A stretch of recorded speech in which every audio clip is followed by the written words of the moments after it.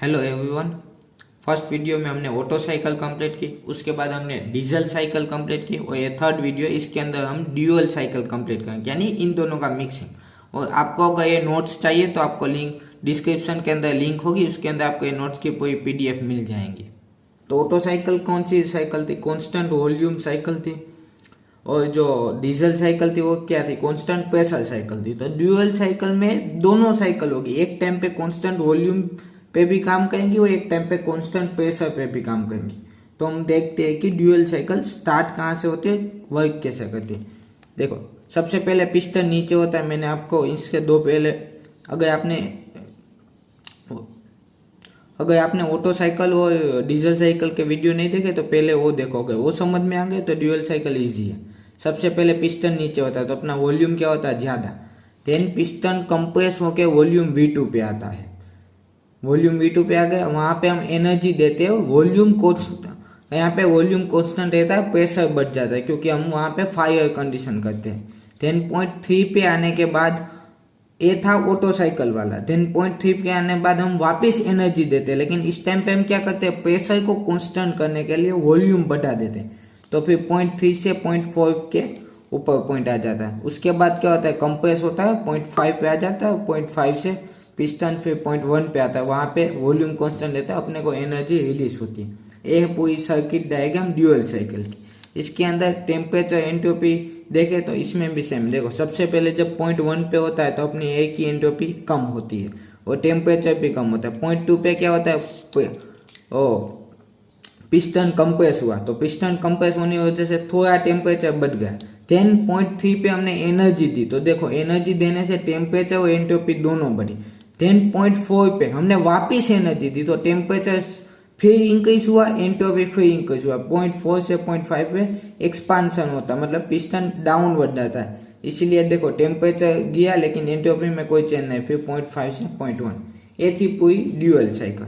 अभी हम सारी साइकिल के बेसिकली क्या फाइंड करते हैं? हम एफिशिएंसी फाइंड करना होता है। तो देखो, मैंने सब ऑटो साइकिल में और डीजल साइकिल में दोनों में बताया था, इसमें भी बताता हूँ। अपने को ड्यूअल साइकिल की एफिशिएंसी फाइंड करनी है। तो एफिशिएंसी यानी क्या? हम टोटल कितनी एनर्जी दे रहे हैं, मतलब हमें कितना वर्क मिला और हमने टोटल कितनी एनर्जी दी।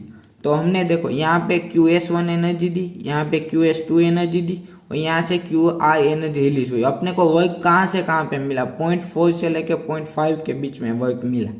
तो मतलब QS1 plus QS2 minus QI करूंगा तो अपने को वर्क कितना मिला वो मिल जाएगा, क्योंकि वर्क अपने को पॉइंट 4 से पॉइंट 5 के बीच में मिला है। और टोटल एनर्जी कितनी दी थी? QS1 प्लस QS2, यानी हमने टोटल एनर्जी दी, उसमें से अपने को एनर्जी कितनी मिली वापस वो मैंने माइनस कर दी, तो अपने को टोटल वर्क मिल गया divided by total energy QS1 plus QS2। अब इन तीनों का फॉर्मूला है, देखो QS1 कहाँ पे? साइकिल एक बार है ना आप ड्रॉ कर लो तो आपको सारे आइडिया आ जाएंगे। QS1 कहाँ से? पॉइंट 2 और पॉइंट 3 के बीच में। तो M कितना मास था? CV क्यों आया? क्योंकि देखो यहाँ पे कौन सा वॉल्यूम क्या है? 2 और 3 पॉइंट पे वॉल्यूम कांस्टेंट है, तो CV। और टेम्परेचर डिफरेंस कितना आना चाहिए? T3 minus T2। तो टेम्परेचर डिफरेंस आ गया T3 माइनस T2।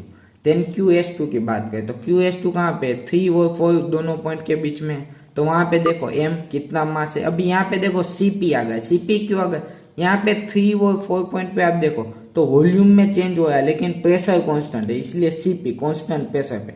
और टेम्परेचर डिफरेंस कितना आना चाहिए? T4 माइनस T3, ये आ गया टेम्परेचर डिफरेंस। अभी QI यानी यहाँ पे एनर्जी मिली, तो QI पे देखो M CV, यहाँ पे भी CV क्यों आया? क्योंकि 5 और 1 के बीच में वॉल्यूम कांस्टेंट है, इसलिए CV।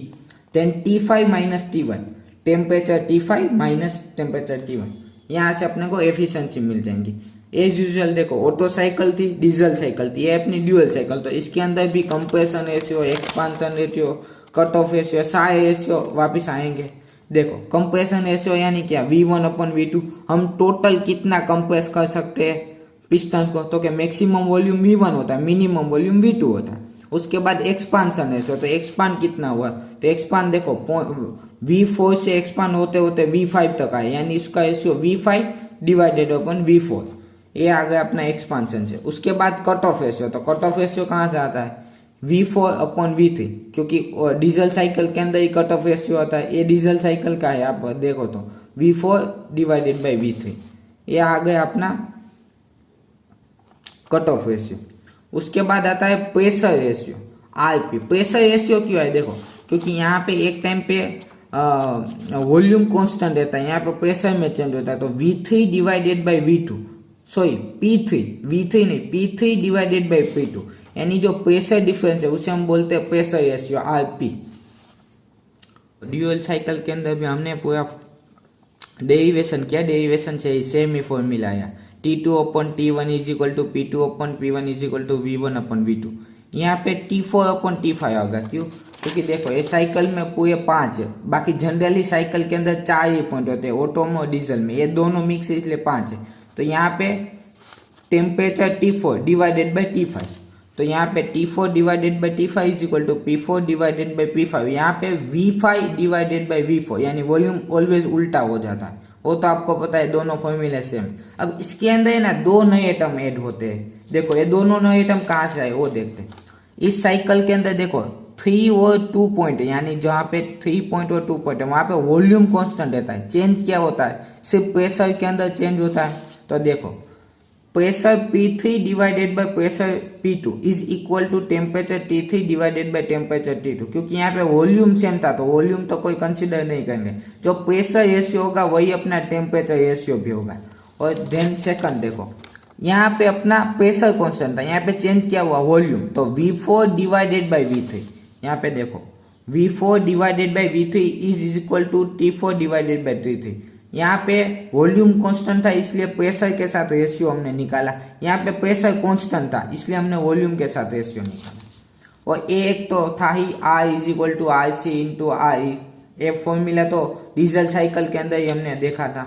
उसके बाद देखते हैं इसकी एफिशिएंसी। देखो एक यूजुअल एफिशिएंसी 2 होती है, एक तो टोटल एनर्जी के रूप में और एक होती है अपने पास वॉल्यूम के रूप में, यानी कंप्रेशन रेशियो दिया हो, एक्सपांशन रेशियो दिया हो, अपने को एफिशिएंसी चाहिए तो उसके लिए कोई फॉर्मूला होता है। ये देखो इसकी एफिशिएंसी का फॉर्मूला क्या है, 1 minus 1 divided by R power gamma minus 1, auto cycle की एफिशिएंसी थी। अभी देखो इसमें चेंज हुआ थोड़ा, इसमें जो अगर डीजल साइकिल था तो उसमें क्या था, RC power gamma minus 1 shift था, इसको RP से मल्टीप्लाई कर दिया क्योंकि इसके अंदर अपने पास प्रेशर रेशियो भी आया था इसलिए।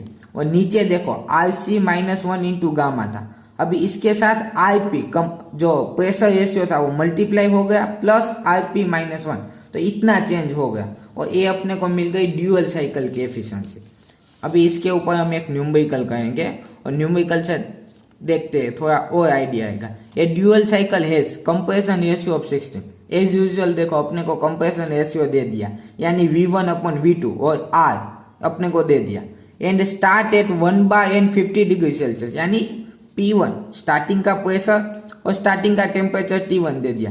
The maximum pressure is 70 bar, अपने को मैक्सिमम प्रेशर भी दे दिया।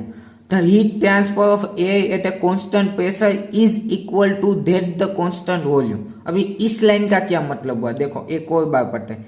The heat transfer to the air at constant pressure, मतलब जहां पे कांस्टेंट प्रेशर पे हीट हम सप्लाई करते हैं, is equal to that of constant volume. ये साइकिल देखो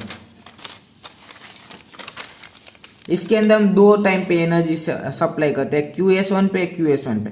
यहाँ पे कांस्टेंट वॉल्यूम पे हम एनर्जी सप्लाई करते हैं और यहाँ पे हम कांस्टेंट प्रेशर पे एनर्जी सप्लाई करते हैं। क्वेश्चन में क्या बोला कि जितनी तुम कांस्टेंट वॉल्यूम पे एनर्जी सप्लाई करोगे उतनी हम कांस्टेंट प्रेशर पे एनर्जी सप्लाई करें, मतलब QS1 is equal to QS2, ये दोनों इक्वल है, बस वही बोलना चाह रहे थे क्वेश्चन में। उसके बाद क्या है, calculate the pressure and temperature at cardinal point of the cycle and calculate the efficiency. और अपने को देखो CP दिया है, CV दिया है, वो दोनों दे दिए। वैसे भी CP और CV तो कांस्टेंट हमें पता ही था। अभी गिवन क्या क्या है देखो क्वेश्चन के अंदर कंप्रेशन रेशियो गिवन है R। उसके बाद मैक्सिमम प्रेशर के यहाँ पे होता है P3 और P4, ये दोनों पॉइंट पे मैक्सिमम टेम्परेचर था 70 बार। P इनिशियल P1 कितना दिया था 1, T इनिशियल टेम्परेचर इनिशियल कितना दिया था 50 प्लस 270 यानी 323 केल्विन। और QS1 is equal to QS2, वो भी अपने को क्वेश्चन में दे दिया। अभी हमने क्या किया, हमने सिंपली पहले फॉर्मूला लिखा कि T2 अपन T1, P2 अपन P1 और V1 अपन V2, ये पूरा फॉर्मूला लिखा। यहाँ से देखते हैं कि अपने पास कौन कौन सी वैल्यू है और वहां से क्या क्या निकाल सकते हैं, पहले वो देखते हैं। तो अपने पास देखो T2 की वैल्यू नहीं है, कोई बात नहीं, T1 दिया है, ठीक है।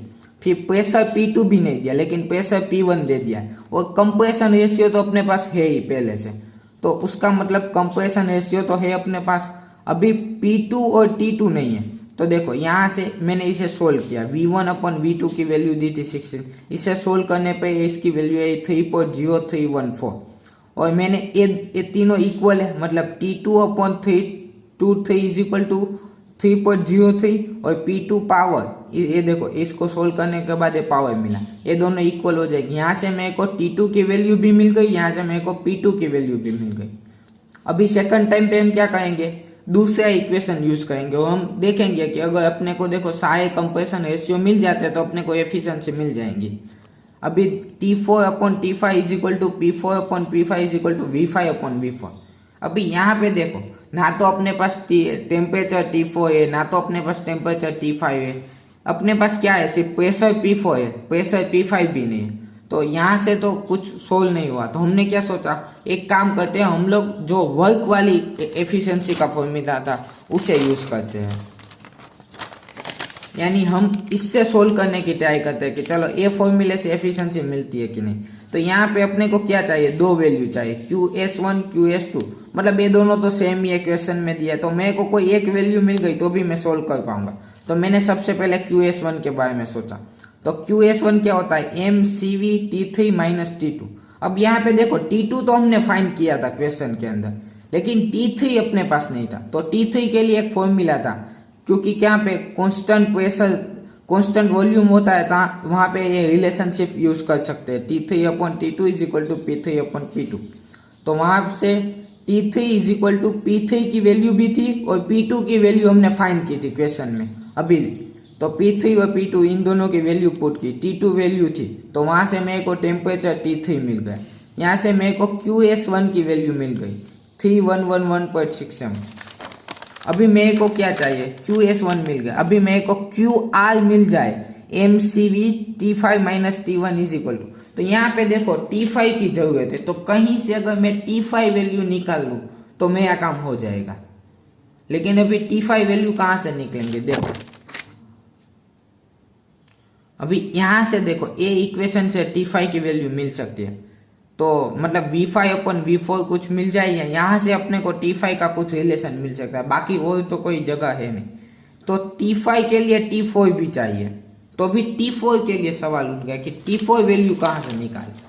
तो देखो उसका भी एक फॉर्मूला था, यहाँ पे देखो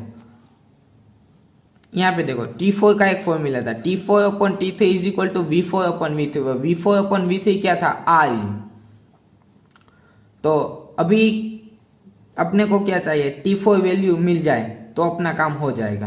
तो T4 वैल्यू के लिए देखो मैंने क्या किया पता है, QS1 था ना जो अपना, वो कितना था 311.65, इसको मैंने QS2 के साथ इक्वल कर दिया। ये क्या था QS2 का फॉर्मूला क्या था, MCP T4 माइनस T3। तो यहाँ से मेरे को T4 डिवाइडेड बाई T3 का रेशियो मिल सकता है। तो यहाँ से मेरे को देखो T4 डिवाइडेड बाई T3 का रेशियो मिल गया, यानी मेरे को RE मिल गया, कंप्रेशन एक्सपांशन रेशियो मिल गया। फिर देखो I तो था अपने पास कंप्रेशन रेशियो, फिर I एक्सपांशन रेशियो मिल गया, तो RC यानी कट ऑफ रेशियो भी मेरे को मिल गया। अभी देखो T4 upon T5 is equal to V5 upon V4। V5 upon V4 क्या है, कट ऑफ रेशियो, तो अपने को कट ऑफ रेशियो मिल गया, तो अभी अपने को T5 टेम्परेचर भी मिल जाएगा। ये देखो T4 अपॉन T5 यानी कट ऑफ रेशियो कितना मिला था, 13.12, पावर 1.4 माइनस 1। वहां से मैंने T5 फाइंड कर दिया। अभी T5 मिल गया यानी QR भी मिल गया मेरे को। तो एफिशिएंसी क्या होती है, देखो QS1 plus QS2 minus QR divided by QS1 plus QS2। तो ये दोनों सेम है, तो मैं ऐसा लिख सकता हूँ 2 इंटू QS1। तो QS1 की वैल्यू कितनी थी 311.65 और QR मैंने यहीं से फाइंड किया 209.817 डिवाइडेड बाई 2 इंटू QS1।